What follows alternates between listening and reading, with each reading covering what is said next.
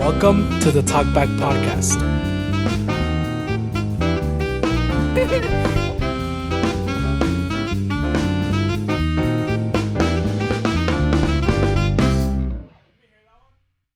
Good to see you. Thank you very much for giving me your time. I appreciate it. Of course. So to start, can you please just give a brief summary, share your experience in terms of your work and what you've done? Okay. Like currently or History. Main jobs, since I was 18, I was in EMS, Emergency Medical Services, which is the ambulance. I did that for about 7.5, 8 years here in Eagle Pass. It was private. That's where we pick up patients, take them to doctor appointments, do their treatments, take them there, bring them back. And then when I moved, during that time, I was in the Army National Guard. I was a combat medic, 68 whiskey. And during that time when I was there, I got deployed to Iraq. I was over there for about a year, just shy of a year. We were going to be there for about a year and a half, but that's when Obama was president and he did rearrangement. So a lot of the people in Iraq were either sent back home or sent to Afghanistan. Okay. And I was a support deployment, so I ended up being brought back. Oh, okay. So did that, came back, and then continued EMS here, and then I moved to Uvalde and did EMS over there for about the same 7-8 years, and that was 911. So that's when you call for help. That was them. It's you. Yeah. So they took care of Uvalde and all the surrounding counties, and then finished my contract with the military, and then went to school for nursing, got my license, and then went to the hospital there at Uvalde, worked in the ER for about 2 years now. Kind of the same but different from EMS. Yeah. It's a bit more controlled, but you see a lot. And then, that's pretty much it. So, I'm very curious about is like, how do you like decide one day like, hey, I want to be a combat medic? Like, how is those first steps? How does that even come and become a thing in your life? Yeah. Well, I have a lot of family in the military, so I've always wanted to join. Okay. Initially, I wanted to join the Marines, kind of following my uncle on my mom's side because he was a Marine. But there at the time, now I know you can do like reserves, but at the time I didn't know that. So I decided to not do Marines because I was gonna have a little girl, so I didn't want to just abandon her, So I went to Army, National Guard, and the reason being is I was always thankful for the blessings I have. If you think about where you're at right now, and you were born here, I could have been born anywhere. I could have been in a whole other place with a lot less blessings, a lot less rights, a lot less freedoms. And, I want to be a part of something bigger than myself to uphold that for future generations. And so I felt the military was a good place to do that. But I didn't want to take lives. Because I know you're a soldier. You would say you're a soldier first. It is what it is. And when it comes to it, that's a situation where you have to make a decision when it comes down to that. But when I was thinking about this before joining, I'm like, well, I don't want to take lives. I want to save lives. And so that's how I came about joining as a combat medic. It reminds me of the movie Hacksaw Ridge. Yeah. Yeah. It's a good movie. Great movie. Actually, speaking on that, so whenever you watch movies, war movies, and obviously things having to do with that, there's so many different ones we can name. Is it hard for you not to watch movies and think that's not accurate, this is accurate? Like, yeah.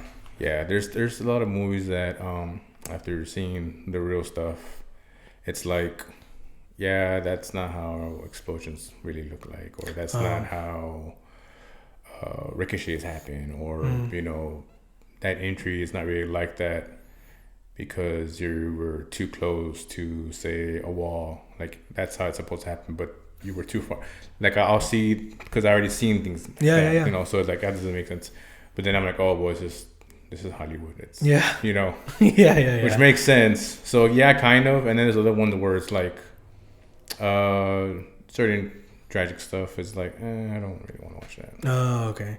So, would you say that, with the experiences that you've had there, is that something that anyone can prepare for? That's a good question. Wishful thinking, yeah. But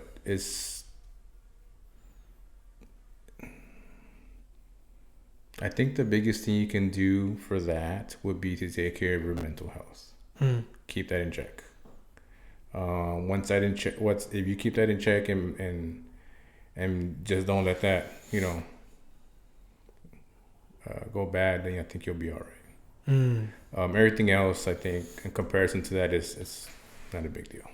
So in a way, it's kind of like, are you trying to say it kind of heightens what you're feeling already? Like, if you're already dealing with, let's say like depression or something, like that's probably gonna make it worse.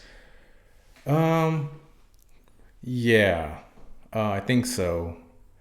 So the whenever I share with people about joining the military, a lot of people that are younger than me that wanted to join, I'll tell them just straight up, the military is gonna break you down and rebuild you the way they want you. Because they want a soldier, and that's going to be mannerisms, thought process, how you see things, everything. They're going to break you down, and they rebuild you back up the way that suits them.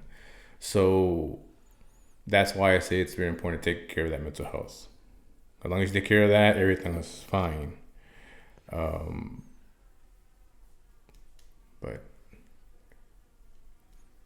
say the question again.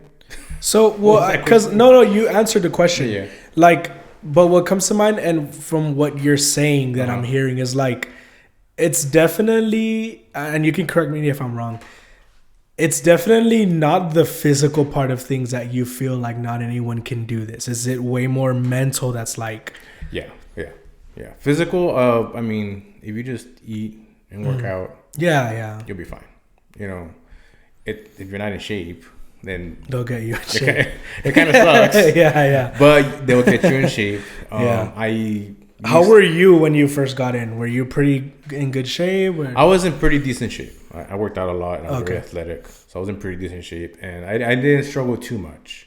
Okay. But I was, from the get-go, I was in the top rank. Okay. The people that were already performing really good. Oh, wow. I was with them. So from the get-go, I was already being challenged because I was already. You literally started with the best. Yeah, I was with people that were running fast, pushing a lot of weight, and I was able to keep up with them, but I did struggle just because those people are bigger and faster. Going in, I never liked running. I hated running. Yeah. And then towards the end of my training, I loved running. Oh, really? I loved it. Wow. And I used to dread waking up in the morning, 30, 40 degrees outside when it's cold, and didn't want to run, but after a while, I got used to it, and I loved it. Wow, that's crazy. Yeah. I don't run now, but but at the time, yeah. And wow. I got really fast, yeah. So I've always wondered this, like, in what ways does your experiences there change you? And I guess to kind of elaborate more, like you say stuff like, they break you down and they make them to how they want you. Let's say, someone joins the military, they go through that. They get broken down, they get remade, you could say. Do you think that's kind of permanent? Do you think that stays with someone for the rest of their life? It can.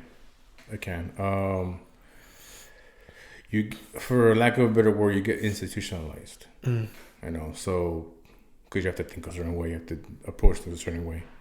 So in the military, you're told when you're able to sleep, when you're able to eat, when you're going to go to the restroom, when you can do all these things. You're told when you can do it.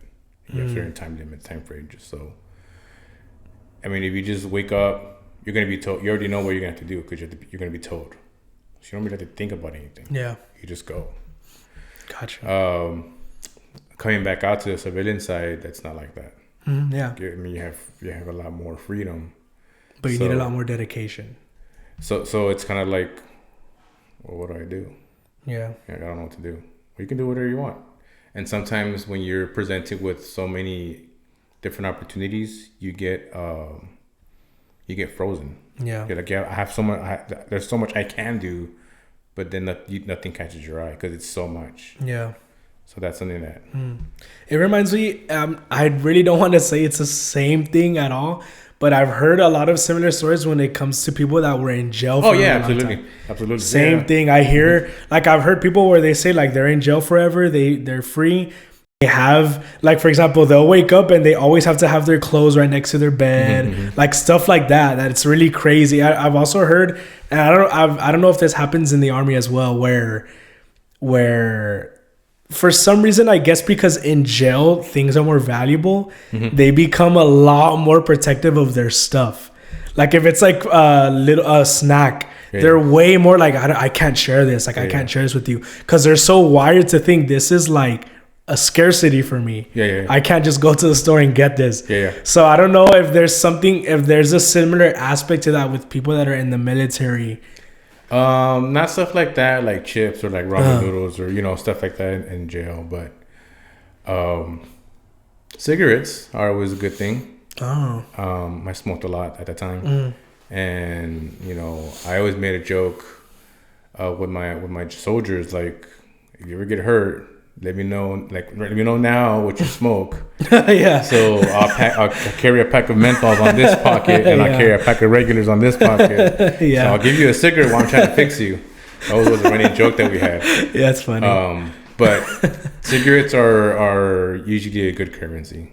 Okay, so and that, I want to hear a little bit more about that. Because obviously you're saying you're getting broken down. You're going through, I mean, you're literally getting challenged mentally, physically. You're getting put in the ringer. What does that do, and how does that affect the connections you make with people there? Great question. It can make you real aloof. You can become very reclusive. I remember before I went to training, I was very lovey-dovey. That I was able to express love, I guess, like any normal person would, what people think would be normal. After the training, I mean, I was already married. I couldn't express love to my wife. Wow. I just, she would hold my hand, like if we were walking. I'm not in uniform, just regular clothing. Because there's rules when you're in uniform, but in regular clothing, she would hold my hand. I would just not hold her hand. Not because I didn't love her or anything. It's just I was not used to that. And being lovey-dovey, I wasn't like that anymore. Wow. I wasn't really expressive. I wouldn't talk as much anymore, because it's more like in the military, you talk when you need to say something, when something needs to be said. Oh, okay. So if not, then you just shut up. It was really hard for me to make small talk. Wow. I couldn't.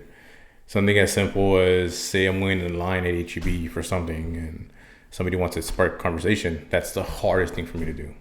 I'll just be like, oh yeah, I'll be really awkward. But just because that's just, Yeah, you're just literally getting rewired to be more like, this is me. I need to be. Like this is the main mission. This is the goal. Just do what you have to do, and that's it. Yeah. Nothing extra. Wow. So that kind of, it does affect your relationships. So is that even true while you're in there? So for example, let's say, maybe it's in training, the guys, you sleep like in dorms, I'm assuming, kind of type thing. Yeah. Is there a switch that happens, you're in the dorms when you leave, or is it so harsh that even in their moments where you can be vulnerable, laughing, joking around, it's still kind of like everyone's like on edge? And I think for the most part, we always have some kind of shield up. But like I said, at the time I used to smoke a lot, and the smoke pit is where I feel a lot of vulnerability will come out. Oh, okay. Because that's when you know, a saying is smoke them if you got them kind of deal. And that's when you have a 5-10 minute break when you can go and do whatever you want. So a lot of people would just go to a smoke pit to smoke. Some people weren't even smokers. They just go because of the environment there, and everybody would just, you know, joke around or whatever, or because it's relaxing. Yeah, you're just there, and it's whatever, you know. It's just there's no mission. There's nothing to do besides just wait for time to pass. So I think because of that, people are like, okay, I can drop the weights, I can drop everything, and just, you know, relax. So has there, like, now, is there, do you still have, like, are you still in touch with anyone from there? Is there any bonds that have gone past the military that you still have? Yeah, there's a few guys there that I keep in contact with. One of them is my buddy Jenks. He's actually the reason why I'm still alive. Wow. Yeah, so I keep in touch with him. He wow, good guy. Some other guys, I don't really do social media, but they have my number if they need me. So they'll reach out if, you know, just text, or if you just want to talk about something. But yeah. And so speaking on, you know, the people you meet there, do you find that it's a very, like, do you see a familiarity or like a common trait in each person there, since they all chose to be in the military? Or is it very diverse and it's just like completely different? It's both at the same time, ironically. And this is something that I think a lot of us as that were in the service or currently or veterans, we struggle with coming back. Is so when you're in, it doesn't matter who you are, what you believe in, if you're red or blue, if you believe in God or not, what religion you believe in, if you believe there's even a God, if you're agnostic or not, if you believe a certain way, where, you know, a traditional husband and wife, or, you know, more modern, doesn't matter the differences. At the end of the day, you have my back and I have yours. Yeah. So that was the glue. Yeah. And that helps build a brotherhood kind of deal. Yeah. But because we know that boundary, that, okay, no matter what, I got your back. No matter what, I can disagree with you more. Like, I feel like that gives us some safety. Yeah, like a safety net. Yeah, like, so that allows us to be more diverse with people rather than trying to be safe. Yeah. Like, oh, I can't act this way because, you know, say I didn't grow up with this kind of ethnicity, so I can't act like that. Yeah. You know, a lot of social norms nowadays in the military, that was out the window. We would actually stress it out more. Yeah. You know, and a lot of times it's because it was nothing behind it. It was all jokes and just laughs, you know. There was no hatred behind what we said. Yeah. So yeah, it's both. Yeah, I've heard a lot of people say kind of like, you know, like you can't be truly close with someone unless you're willing to like make fun of each other. Yeah. I hear it all the time, and I think there's a lot of truth to that, because I feel like what you're saying makes so much sense, in the sense that when you have this, like, no matter what, trust with someone, like nothing breaks that trust. Everything else is kind of like you play around with, you mess with that stuff, because in the back of y'all's heads, you know, when it comes down to it, I have your back, you have my back. Yeah. And that's what counts, right? Absolutely. So I want to hear you speak a little bit more about, you know, the things that you've seen in terms of, you know, because obviously you were a medic, so I'm sure there's a lot of crazy stories that you could share. Is there one that kind of rings louder than others? Yeah, there's one, and it's not like a gruesome thing or anything like that. It was just it was an eye opener. So there was a place that I went to, because when I was in Iraq, we moved to a lot of different places. So there's one place where I was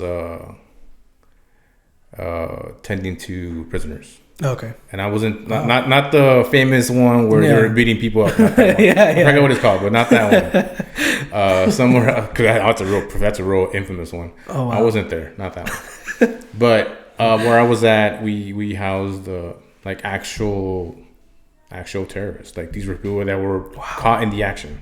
Yeah. And they were segregated by their level of danger. Oh, okay. So we had the MDHU, which are like red hot, like black. Okay. Like these are the ones that don't turn your back on them. Oh, Okay, they'll get you, and that's it. Wow. You know, and then you have red, orange, yellow, green, and red is the second dangerous, and green's the more passive. So when I was there, I was in charge of the red area. Oh, okay. Wow. So as a medic, I was there and taking care of that place. So I wasn't really going out to the front lines. I was just there man the area and then the hospital. So back and forth. And well, you don't know these people. Yeah. Like you don't know their story. You don't know how they grew up. They don't know how they live, their culture, nothing like that. Is it the same language? No, it's a different language. But the way you talk, I was told that if I wanted to speak it, I would be very good because of my ability to speak Spanish. Oh, okay. So I'm able to, speak Spanish in a certain way with that accent. I was told over there that if I were to speak their language and learn it properly, I get what you're saying. I would possibly be able to just play it off, and I'm one of them. Like, because the shape of Spanish is similar. Yeah, the way you make your sounds and everything. So Gotcha. I was told that. I was like, oh, that's interesting. But so yeah, I didn't know any of that going over there. I was very, very naive to what I saw on TV and what I was told. Yeah. So being told that this is one of the second dangerous unit, I always was alert, and I got along with the inmates. So the way that place was set up is you have one cell, right, and then one cell has 25 people in it, and then you have prisoners, 25 prisoners. Yeah, 25 prisoners, and then you have 5 cells like that. Okay. So one over here, and one on top. Oh wow. So you have 4 rows of cells. So you have 25 times 4. It's about 100 people. Wow. And then each one had a chief, and that's who was in charge of that cell. Oh, and then you had like the main chief that was one from each row. You know what I mean? Yeah. It was very structured. It was funny. Huh. The country over there, the common knowledge is like a 4th grade level. Oh wow. 4th, 5th grade level. So it was very structured for that. Yeah.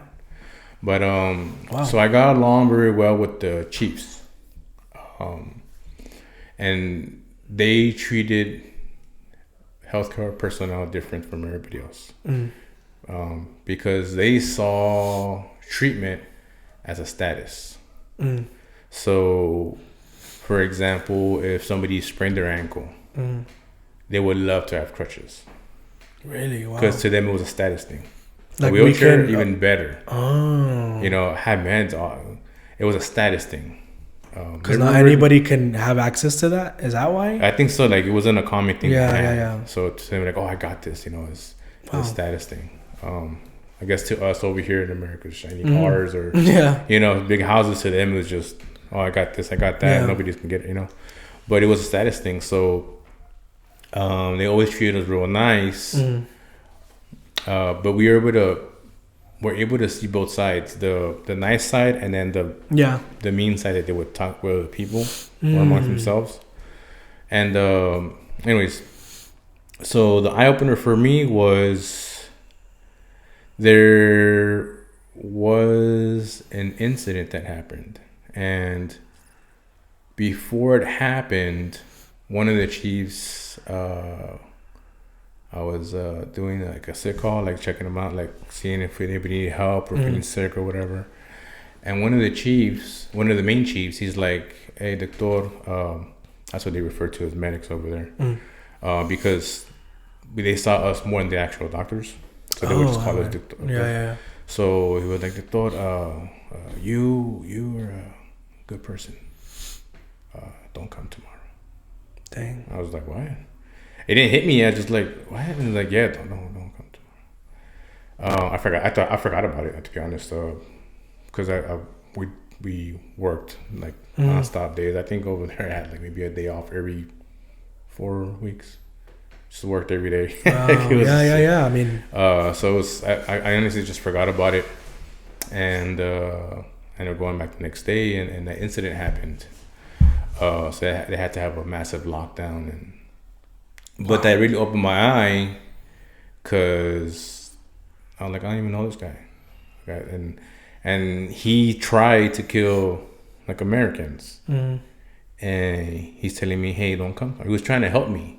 Yeah. So it was really eye opener for me, just for the fact of like what I see on TV, what I hear, like, oh, all these people are bad. They're still humans. Yeah, exactly. It was the humanity that he reached out to, like, hey, from human to human, take care of yourself, don't come out tomorrow. Wow. So it was really an eye opener, and well, I still ended up going, but I ended up not going out to the area, the zone, and that's when it went down. Wow. So I ended up staying in the hospital side, and I think I was taking care of like restocking or something, because it was a slow day. Yeah. So I just stayed there, and that's when it happened. Wow. So I went to the facility, but I didn't go to where I where it happened. Yeah. So I was like, oh wow. Anyways, so after that happened, things had to get regulated, and everybody scattered to different parts of the facility. So I didn't see the guy for a while. I don't know where he went. Wow. And then they finally got everything back put together, and I saw him again. And I'm like, man, I've been trying to look for you. And of course, I had a translator, because I don't know the language. I'm like, hey, I've been looking for you, man. And I said, I just want to thank you, dude. Why'd you? And he was actually happy to see me too, because he had told me he wasn't sure if I listened or not. So it was very weird. Like, why do you care? Yeah, like, it doesn't make any sense. Like, you're a legitimate terrorist. Like, you're here for that. Yeah, you've told people what you've done. Like, why are you being nice to me? And he's like, because you're a good guy. You're legitimate. You're honestly a good guy. And it was just an eye opener. And then from that left me with a yearning of curiosity. So at the time, my mom gave me because my mom is Catholic, and she had a rosary blessed. So I kept it in my pocket. I had a Bible on my left breast, because it was over my heart, and then I had that rosary in my right pocket, chest pocket. And while I had it there, I'm not really, now I'm not Catholic, but at that time I was agnostic. Oh, okay. I wasn't, but the plastic bag that the rosary came in, it was all withered, So at some point, it came apart at the seams, and I guess I reached for something in there, and when I pulled it out and I just closed the latch, because it's Velcro, some of the rosary was left out. And that was a big no-no over there. Oh, yeah, religion and politics, don't bring it up, because it's a very sensitive topic, So I didn't know anything about it. And I went out and, did my thing. And then like halfway back, some guy's like, oh, you're like us. It was another chief. And I was like, what? Like, you're like us. Like, yeah, it's good to see you too. Like, what do you mean? And he's pointing, like, he's like, look. Yeah. I'm like, oh man. Wow. So I was trying to hide it. I'm like, oh no, let me see. I'm like, no, and I'm like, oh bro, I'm gonna get in trouble. Wow. And so he wanted to talk about it. No, and I just blew him off for a week or two, and talk about it. And then, but he was persistent. And then at some point, I think maybe 3 weeks later, he asked me, and I'm like, okay, I'll humor this. And he's like, you're like us. You have beads. And he was showing me how they pray with beads too. And I'm like, oh, cool. So that just made things make me more curious how we're very similar. And this is me. I'm 18, 19 years old. Never really. I never left my hometown. I never left Eagle Pass. That's all I knew. Man. So it was a big opener for me to see that, and it really helped me open my mental capacity to, you're from over there, you're from over there, you're from over there, even across the ocean, but we're humans. You know how they say if I cut you or you cut me, you know, we both bleed. We both bleed the same. But the same color, you know, and that was kind of the same example. It opened my eyes to that. So I'm very grateful for that experience. Wow. So that's my one experience. Like wow, that led from that experience led to all these different little revelations in your life. Yeah, and that really helped me open my mind and really be able to understand people. So it was cool. So you're in, you're like you said, you're working with the prisoners. Mm-hmm. In that environment, is it very are the prisoners yelling? Is it a lot of ruckus? Is it very silent? Is it very you feel tension? Is it how kind of is the vibe when you're in there? It's very loud, a lot of racket, because they don't want to do whatever this the officers want them to do. When I said earlier, they like the medical personnel. So when we show up, the main cell by the entrance gate, the chief would have one person stand there, and his sole job was to let everybody know when medical got there. Oh wow! So and it calms them down kind of, and everybody just shuts up. Wow! In complete silence, because like I said, they respected the medical personnel. Wow. So yeah, it's definitely loud. It's a racket. It's nonstop. I didn't understand their language, but I'm sure they were cursing. Yeah. But once we showed up, it will calm down. Wow. And then sure enough, when we leave and we're walking away from the area, you can hear the noise come up again. So yeah. Wow. So how you brought up you realize that these people are still human. Mm-hmm. It sparks a question in my mind. Whenever let's say you're working on them, you're working on the prisoner, you're whatever it may be that's wrong with them, you're helping them out. Mm-hmm. Is there kind of a difference when you're helping the person that's supposed to be the opposition from your brother? Yeah. Yes. And that's I think a conflict that every person that deals in the medical field, I believe, goes through. Mm-hmm. Especially in that kind of area, because it's I'm gonna take care of my own first. Mm-hmm. and most of the time I get where it's okay, that's cool, whatever. But there's always that one time where it's we're taught to train. We're taught to take care of the most immediate. What needs help right now. Yeah. That needs a lot of resources so they can survive. Got you. If you have a gunshot wound to the chest, I'm going to take care of you first and somebody has a sprained ankle. Because I can just leave it. You're fine there. Yeah. Don't worry about it, Just like that. Just the priority. And, it kind of goes against what we're taught. Okay, I treat the worst, but what if the worst is the enemy? Yeah. And your buddy's not the worst. So it's you're in a moral conflict. It's a literal moral conflict, and when you're trained that's just drilled into your head nonstop. I've seen I've experienced where I've caught myself in that. Wow. Luckily, I was able to always I was lucky to where I can always manipulate the situation where I can do both. Mm-hmm. I never had to actually choose. Right. But yeah, definitely. Yeah, definitely for sure. Yeah. So in that, right, where let's say there's someone that does have to choose, right?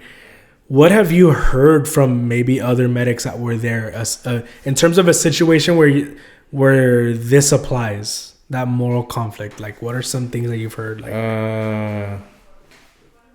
Let's skip that question. Okay. No worries. You can go to jail. Yeah. Oh, okay. No, we're good. They're called war crimes. Oh, okay. Yeah. No, we're not trying to get anyone in trouble. Don't worry. Skip that. But I have heard a lot of stories. Yes. Yeah. So, obviously, you've seen a lot and you've experienced probably things that 99% of the population don't see or will have a chance to see. Do you think that, for example, let's say, because I'm pretty sure there's always even if it's a small amount, let's say, pretty sure everyone that experiences something like that, like there's some trauma there that you experience, right? Do you think that that kind of equals, like, since you, let's say you start working in a hospital, for example, is it way easier to see things in a hospital from the things that you've seen before in the military? Yeah, but I think because you become numb to it. So yeah. And does that numbness leave at all? Like if you, and let's say maybe today you saw something. Personally, I would always battle it because I would catch myself. I call it the way I would reference it is I'm leaving my humanity behind. So there's times where I was very numb to things and nothing fazed me, which, I mean, it gets you by, but you literally, to miss the bad, you also miss good that happens. And you don't learn to appreciate the good. And to appreciate good, you have to experience the bad. Yeah. So because of you're numb to it, it just flies by you. I would catch myself where I would be losing my humanity, my sense of humanity, and so I would struggle with that every day. And that's the reason why I recently had a job change because of that, where it's just like I can't do this anymore. You know, it just becomes too much. Yeah. So, you saying that, right? Is there people that you know or that you knew in the army that it's like, to them, it's kind of like, it's almost like if it's for them, it's way easier. For example, it's like, no, like I could probably do this for the rest of my life and see these things. Or does everyone have that breaking point? I believe they do. There's a lot that I didn't see at their breaking point, that they've been in for years and years and years, and I just never like knew them as a person, so it was just an acquaintance, I guess you would say. Others that I know had a breaking point is because of suicide. It's a lot of that. Yeah. And I think when that happens, it's because they had their breaking point. Yeah. And they were lost. So. Is that a really big problem right now? I mean, I'm not up to date with how it is because I kind of separated myself from all that, but yeah, it's still a thing. Yeah, still a thing. Yeah. That's why you'll hear on TV, like these new programs, and to take these mental health stuff like seriously. Yeah, that's how we started off the conversation when you asked me how to prepare. Like, I think if you take care of your mental health first, you'll be fine. Yeah, you'll struggle, but you'll be okay. It's because I mean, the human brain can only take so much, and everybody has their own different levels of breaking, but you can only take so much. But it's still like everyone has a breaking point, whether it's more or less, it's still there. Yeah, there's guys I know. I'm like, oh man, like this dude is, like, I look up to this person as an inspiration because he's say some kind of sergeant, because different level of sergeant. He's a sergeant E whatever, or he does this job, or he also does this job on the civilian side, and it's like, oh, that's cool, man, I want to do that. And then I hear, I lose touch with that person or the group of people, and I hear 4 years later, like, oh yeah, he killed himself. Like, what? Wow. I could not believe he would do that. It's like, man. So yeah. So is there kind of, what do you give credit to when it comes to what has helped you over time in terms of mentally? Like, is there tools things that you do daily? Is there certain advice that you've heard from someone? Like, what has helped you along the way? For me personally, God. Even though, like I said earlier, I was agnostic. I went through a certain, how can I say? I went through a certain cycle of events and experiences that led me from being a believer to a non-believer to agnostic, and now I'm a believer. Baptized, spoken tongues, and all that good stuff. But I always knew everything's gonna be okay. It was just I had this unfaltering faith. Yeah. That I'm gonna be okay. I could never explain it. Yeah. But I had that, and that helped a lot with calming down my anxieties and my confusion and my words and everything. So that for me helped. Yeah.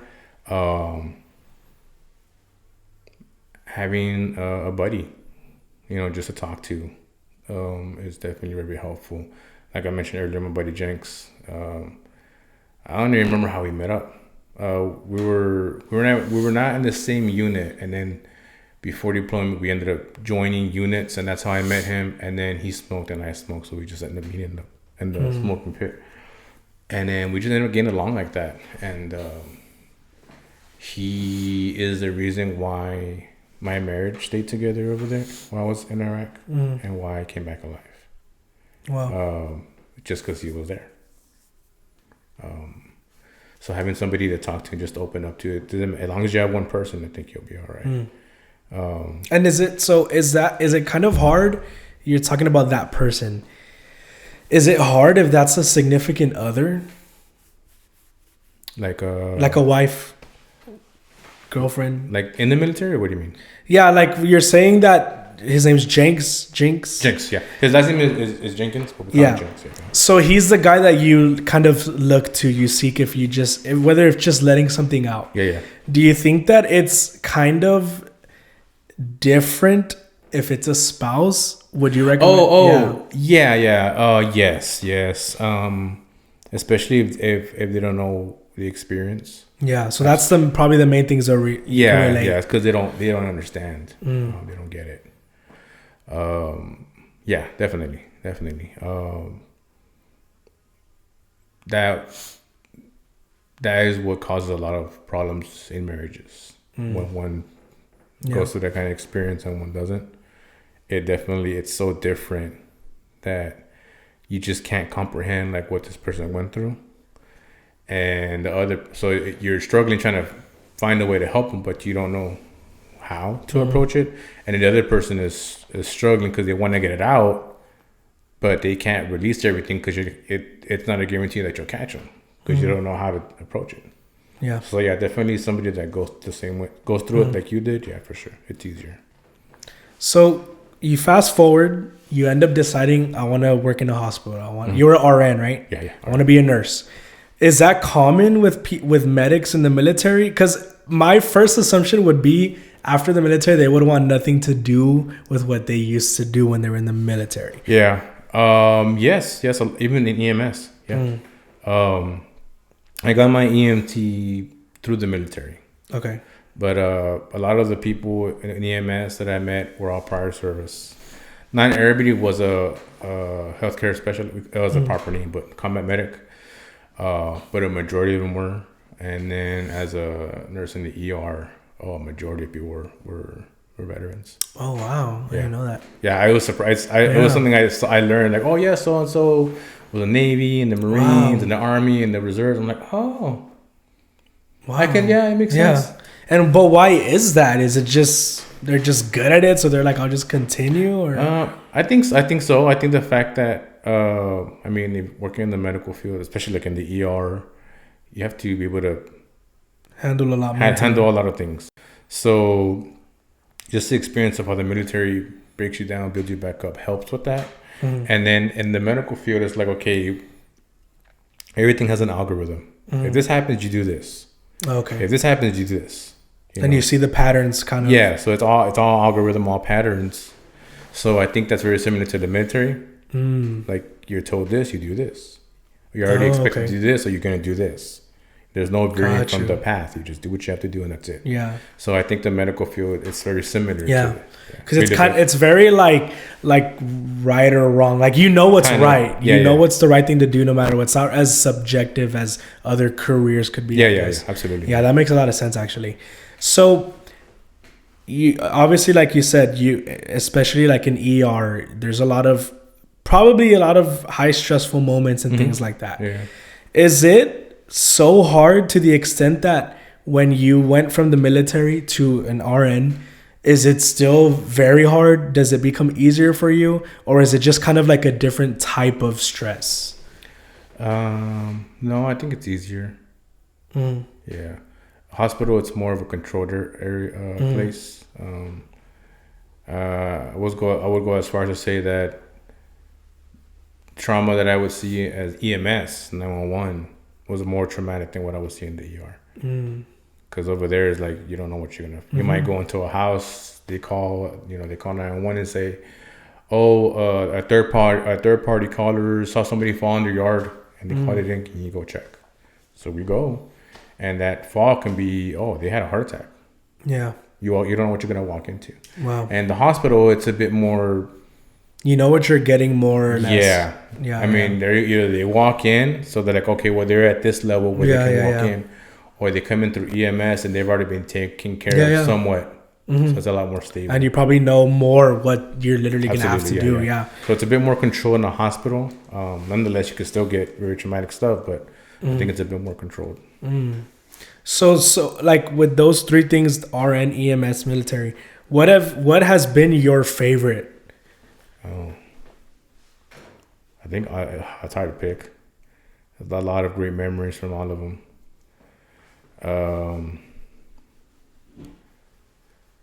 I think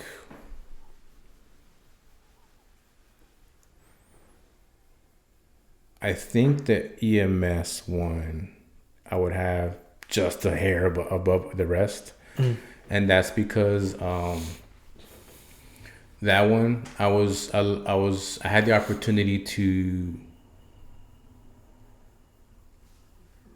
not say I'm vulnerable, but I'll be able to share things with patients, especially for like my psych patients, people that are going through stuff, and say they call for suicide or they attempted suicide or somebody's saying they're going to kill themselves, stuff like that. Me personally, because I've already gone through stuff like that, I would.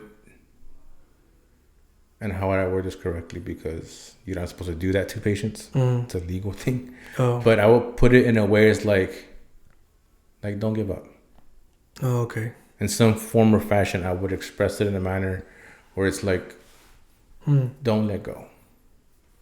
And a lot of times, whether it's something as just having a conversation from their house to the hospital, or right before we get down from the ambulance into the hospital and the doors are still closed, it's just me and that one and the patient, and just a simple hug. Yeah. It was a blessing. Yeah. To have that opportunity. Yeah. And I mean, I don't know if it helped them or not, because I never really saw them again after that. But it was just something like I always had it in the back of my mind, try to treat people good because you don't know what they're going through. So I was able to, the way I saw it, I think I was able to help this person, even if it was for a minute or two. I was able to help them out. Yeah. So that's. Yeah, because I guess you literally experienced someone put trust in you. Absolutely. So I think that's kind of, I totally understand where it's like, man, like it's like I have the honor and I want to use it correctly, this trust that I'm getting from this person. Absolutely. Yeah. And in the hospital, it's kind of the same, but I have other patients that I have to take care of. So I really can't, I'm not going to say I haven't experienced that. There's times where I'm able to, allow that, and if the patient, willing, but I felt like it was a lot more of a, what's the word? I feel like it was a lot more authentic in EMS, because I'm with this one patient. That's all I'm doing, just with this one patient. And they're also extremely vulnerable in that moment. Yeah. And in the hospital, I feel like if I was wanting to share that with a patient, I had to kind of force it, and I don't.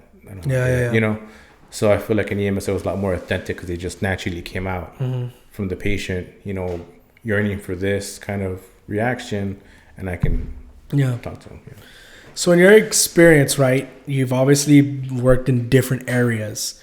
What in your head what separates a great nurse from just an average nurse? Oh man, I don't know. I don't know. I think just trying to be better.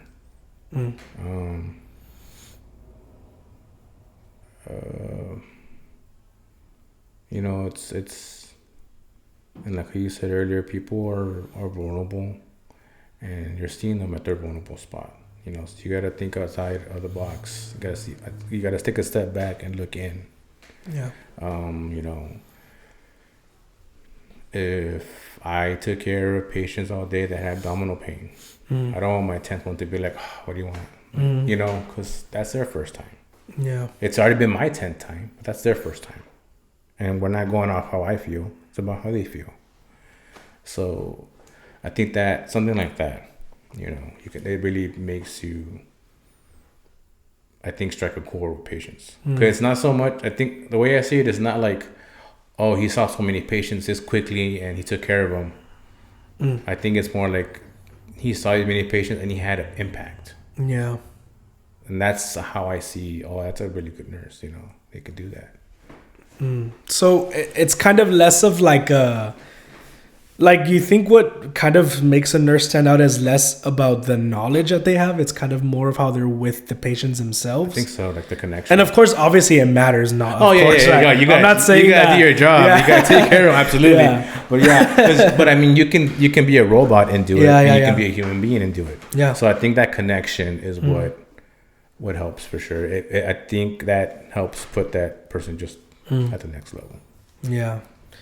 Well, I want to get in now to so I asked the Talkback audience to ask, the way I framed it was questions for a combat medic / nurse. Oh, okay. Yeah. So they left some questions and I want to go ahead and read them to you. Mm-hmm. Of course, you can answer to the best of your ability.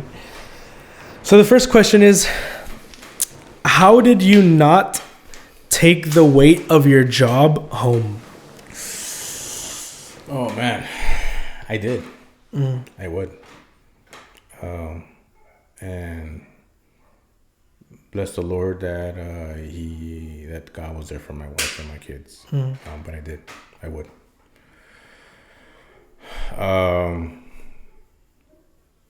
It gets easier I think, in my experience, it got easier when I became a nurse. Because in EMS, we're doing 24-hour shifts. So you experience anything at any point in time. And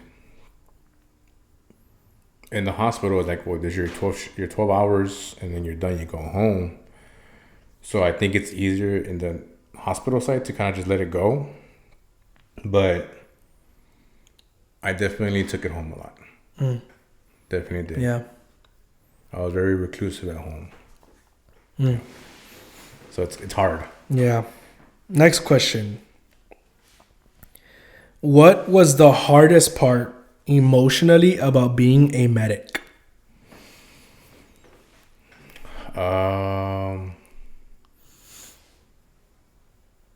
Kids.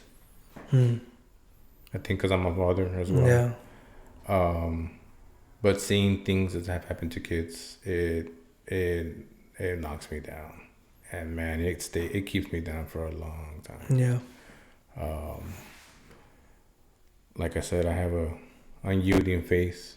I always had. Now I'm just more knowledgeable of why I have it, and there's been times where I'm like, why, God? Why? Yeah. You know, but kids, that's my. Yeah, because you kind of put yourself in the perspective of the parents. Yeah, there. Exactly. It was like, it was my child. Like, why is an innocent child? Why? You know? Yeah. That's the hardest for me. Next question. We kind of already spoke about this. Did you ever face difficult moral decisions in the field? Yeah, kind of how similar to in Iraq. Yeah. Here, not so much. I mean, if the closest thing I would say to it would be like an EMS if it's I attend to a pretty bad car crash. And the story, not the story, but the way it goes is when there is a car crash and it was a drunk driver, they always survive. And then the other person or family with kids, they usually pass. Yeah. And a lot of times people can be like, well, I'm not going to do my best. They want to do their own social justice, which you can't. That's illegal, first of all. Yeah. But I think that would be the closest. Yeah. Me personally, I never experienced that. Like I said, it's drilled in our head. You take care of the worst, but that would be the closest to a close second. Will be maybe dealing with undocumented immigrants, maybe. Yeah. That would be like a close second, but like I said, me personally, I just treat everybody like a human being. Equal, I want to take care of you. I don't care what's going on. I just want to make sure you're good. And then once you leave, you're gone. That's you. Yeah. But I'm here to do my part. Yeah. Absolutely. Yeah. And the last question. Was there a moment you've had that changed you personally? Yeah, for sure. Like I mentioned earlier with the Chiefs, that really was a massive eye opener. I really liked the military experience because I was exposed to so many different points of views. Like I said, I was just this kid from Eagle Pass, never left town. I mean, I've gone out of town for with family, but I never traveled out of town by myself. So that was a big eye opener for me of how different points of view, different lifestyles, different theologies, everything. Yeah. And then not only did I have that, then when I had that experience, everything over here made sense. I'm like, oh, I get now why this person told me this, and that person. It helped me make connections. Yeah. So that was a huge thing for me. Oh, well, that pretty much brings us to the end of this conversation. Oh, cool. Awesome. Yeah. Is there any final things that you want to share with anyone, whether maybe that could be someone aspiring to be into the medical field, any advice, anything like that? Yeah. It's rough. It is rough. They say a popular saying is that this is not a job or a career, it's a calling. Which, yeah, I mean, I guess you can go with that. But take care of yourself. We're not all trying to be macho. You know, we're all human beings. We all have a beating heart and an emotional brain, and we need to take care of it. God. Like I said, I was a believer, went to non-believer. I actually went believer, Satanist, non-believer, agnostic to non-believer. And I always tell people, to me, it doesn't matter whether you believe in God or not. Just give it an option. Yeah. Just make it an option. It doesn't work out. Okay, it doesn't work out for you. But at least you tried it. Yeah. So God for sure, absolutely. And just take it day by day. Be thankful for what you have. Be thankful for what you experience. And allow yourself to learn every day. Whether you're taught something in an education manner or your eyes get opened because you experience a situation. So then you go home and you're like, I love you guys. Yeah. Just be open to those experiences. Yeah. But yeah. Well, thank you very much for having this conversation with me. Thank you. I appreciate it. And we're good. Awesome. Cool. Thank you. Oh, yeah. Oh, man. I love how that turned out. I'm happy that was able to help.